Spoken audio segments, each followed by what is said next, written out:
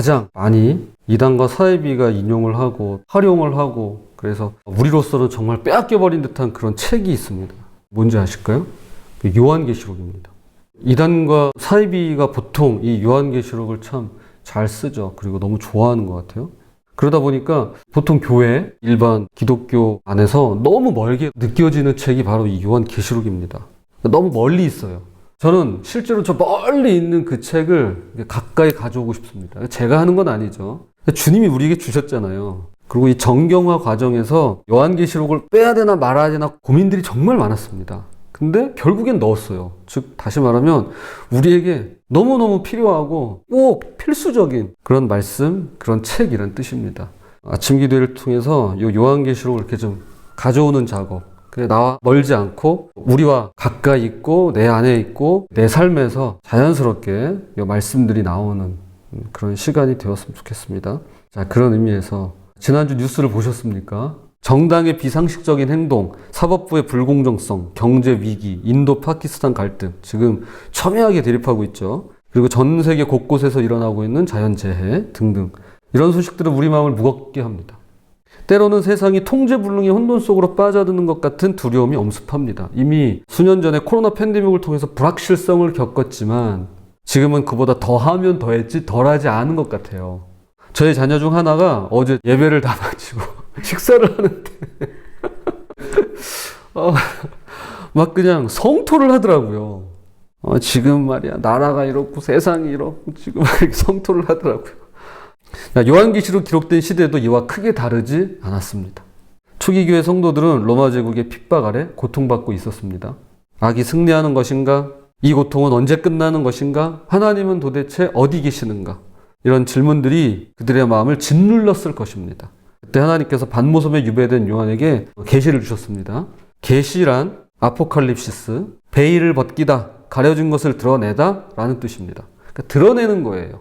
우리에게 알려주시고 보여주시기 위해서 이렇게 보여주시는 것이죠. 하나님께서는 현실의 혼돈 너머에 있는 영적인 실제 역사의 진정한 흐름을 보여주기를 원하셨습니다. 우리도 그걸 봤으면 좋겠어요. 오늘 말씀을 통해서 혼돈의 시대를 사는 그리스도인에게 주시는 세 가지 메시지를 함께 살펴보도록 하겠습니다. 첫 번째, 계시의 통로와 축복입니다. 계시의 통로와 축복. 요한계시록은 이렇게 시작합니다. 1장 1절. 이것은 예수 그리스도의 계시입니다. 하나님께서는 앞으로 일어날 일들을 자기 종들에게 보이시려고 예수 그리스도께 이 계시를 주셨습니다. 여기서 계시의 통로를 보게 됩니다. 하나님께서 그리스도에게, 그리고 그리스도께서는 천사를 통해서 요한에게, 그리고 요한이 교회에게, 마지막으로 교회가 우리에게 이 계시를 전하고 있는 것입니다. 이것은 단순한 정보의 전달이 아닌 하나님께서 자신을 드러내시는 거룩한 자기 계시입니다. 하나님은 침묵하는 신이 아니라 적극적으로 자신을 알려주시는 계시의 하나님이세요. 자, 3절에서는 놀라운 축복이 선언됩니다. 이 예언의 말씀을 읽는 사람과 듣는 사람과 그 안에 기록되어 있는 것을 지키는 사람은 복이 있습니다. 그때가 가까웠기 때문입니다. 여기에 세 부류의 사람들이 언급됩니다. 우선 읽는 사람, 당시 교회에서 공개적으로 성경을 낭독하던 사람들이 있습니다. 자, 읽는 사람, 그 다음 듣는 사람, 회중으로서 말씀을 경청하는 사람들이 있죠. 자, 마지막으로 말씀을 지키는 사람들입니다. 말씀을 마음에 새기고 실천하는 사람들입니다. 진정한 축복은 단순히 성경을 읽거나 듣는 데서 오지 않을 겁니다. 더 나아가서 지킴에서 오는 것이죠.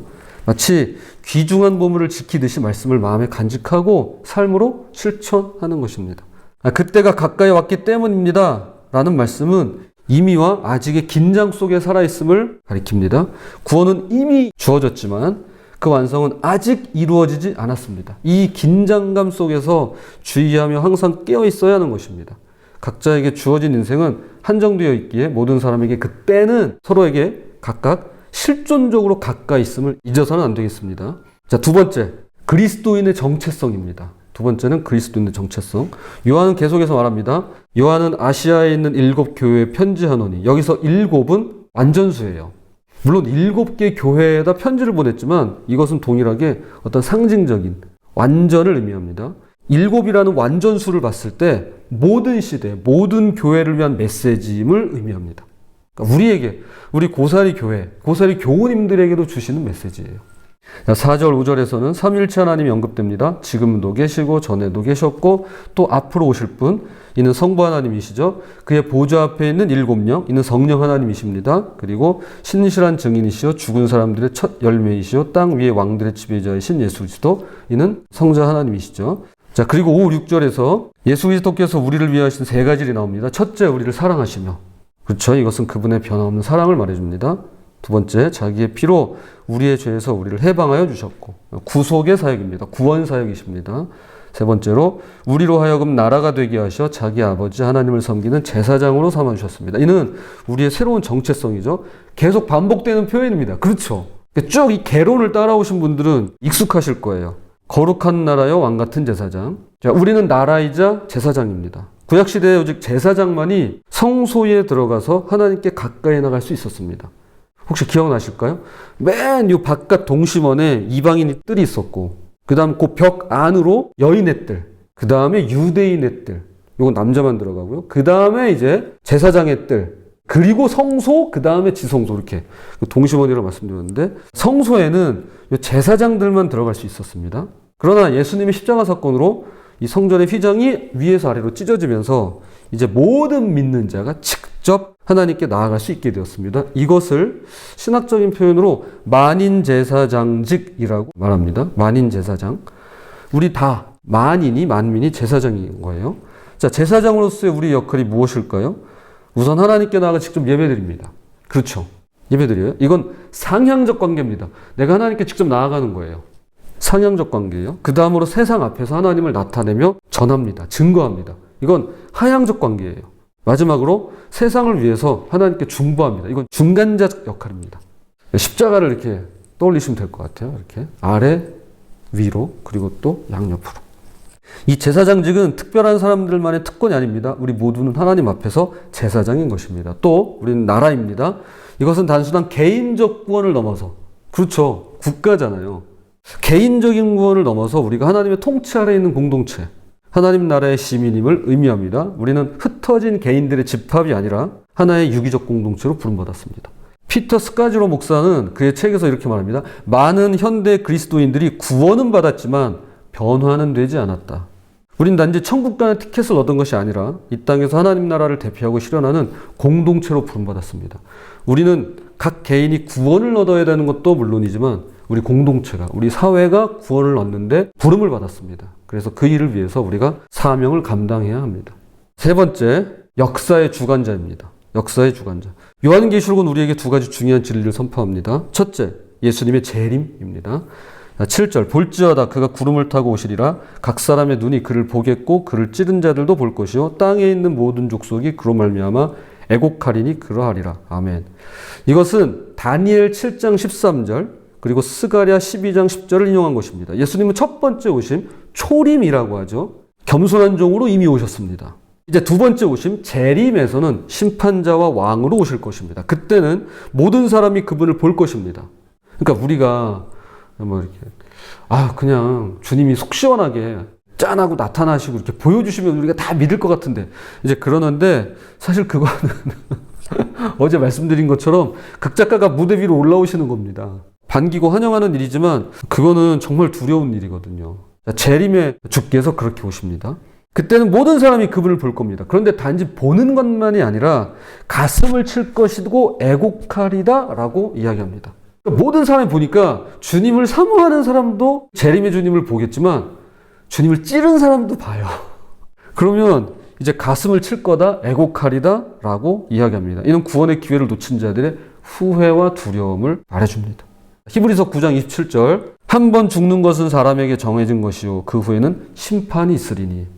재림의 때 많은 이들이 그리스도를 거부했던 것을 후회하며 애통해야 할 것입니다. 두 번째, 예수님의 재림에 이어서 두 번째는 하나님의 주권을 말해줍니다. 8절에서 하나님은 나는 알파와 오메가다 라고 말씀하십니다. 알파와 오메가는 그리스 알파벳의 첫 글자하고 마지막 글자예요.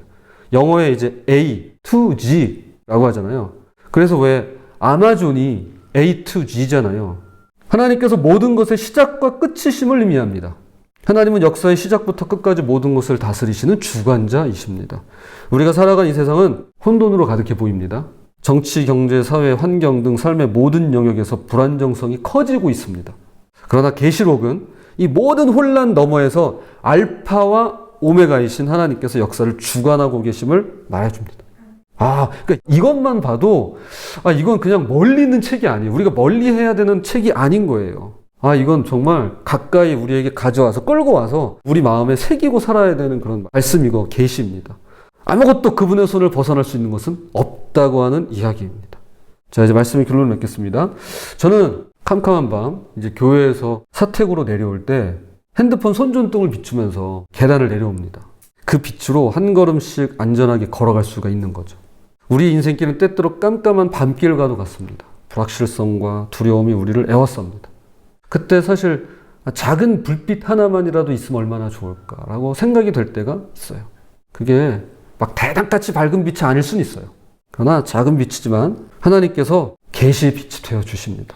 그래서 우리 앞길을 비춰주세요. 요한계시록 1장의 메시지는 이 계시의 빛은 명확합니다. 혼돈 너머에 계시가 있고 죄 너머에 구속이 있으며 현실 너머에 하나님의 나라가 있다고 말이죠.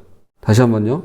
혼돈 너머에 계시가 있고 죄 너머에 구속이 있고 현실 너머에 하나님의 나라가 있다라고 말이죠. 그리고 모든 역사 너머에는 알파와 오메가이신 하나님이 계십니다.